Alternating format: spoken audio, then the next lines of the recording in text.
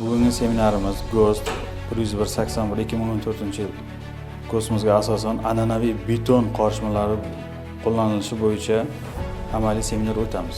Konus silliq varaq ustiga qo'yilganda va bir xil balandlikda 3 qatlamdan orqali P1, P2 yoki P3 markali betonlar aralashmasi bilan to'ldiriladi.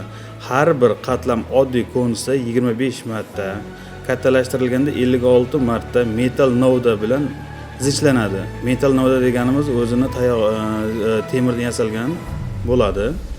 Konus bir bosqichdan P4 va P5 markali beton aralashmalari bilan to'ldirilganda oddiy konusda 10 marta, kattalashtirilgan 20 marta nayzalanadi. To'ldirish va nayzalanish paytida konusni choyshobga mahkam bosib turiladi.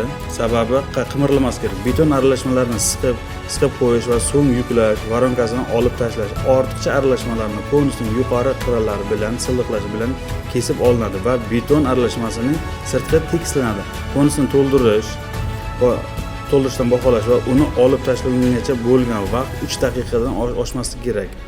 Konus qat'iy vertikal yo'nalishda qoplamaning beton aralashmalarida silliq ravishda chiqiriladi va uning yoniga o'rnatiladi.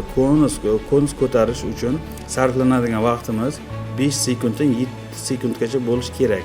Agar konusni olib tashlaguningizdan so'ng beton aralashmalar parchalanib ketsa, o'lchov bajarilmagan. Kattalashtirilgan konusda aniqlangan beton qorishmalari konusning cho'kishi, kattalashtirishga konusning o'rni 0.67 koeffitsient ko'paytirilib, normal konusda aniqlangan bo'ladi, o'rtachasi chiqariladi.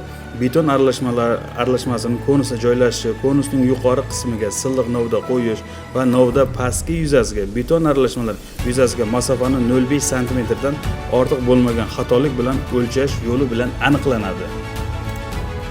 Beton aralashmasi konusga cho'kishi 2 marta aniqlanadi. Birinchi aniqlashda konusning beton aralashmasi bilan to'ldirish boshlanishdan boshlab va ikkinchi aniqlashdagi konus cho'kishini o'lchashga bo'lgan vaqtimiz umumiy 10 daqiqadan oshmasligi kerak. Bitta namunadagi beton aralashmasining konusning tushishi 1 sm gacha yaxlitlangan holda bir-biridan ko'p bo'lmagan farq qiladigan ikki aniqlash natijalari o'rtacha arifmetik qiymatlarni sifatida hisoblanadi. Masalan, 9 sm gacha bo'lgan konus qorallamalari bilan 1 sm gacha, 10 dan 15 gacha bo'lgan konuslarning loyihasi bilan 2 sm gacha, 16 sm va undan yuqori konusning qorallamalari bilan 3 sm gacha. Natijalar o'rtasida ko'proq nomuvofiqlik bo'lsa, sinov beton aralashmalarining yangi qismidan xuddi shu tarzda namunalarni olamiz.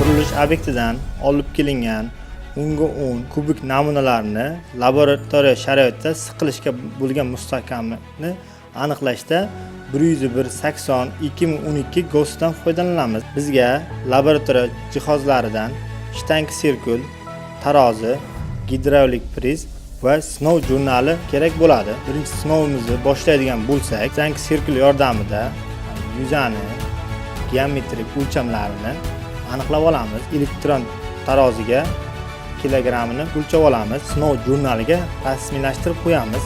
Prizga tekis holda joylashtiramiz. Gidravlik prizni M350 markaliga moslab parametrlarni kiritamiz va sinovni boshlaymiz. Gidravlik priz ma'lum bir kilonewtondan so'ng parchalar yuzaga kelganda to'xtaydi va chiqqan natijani sinov jurnaliga rasmiylashtiramiz. Sinov bayonnomasiga taqdim etamiz.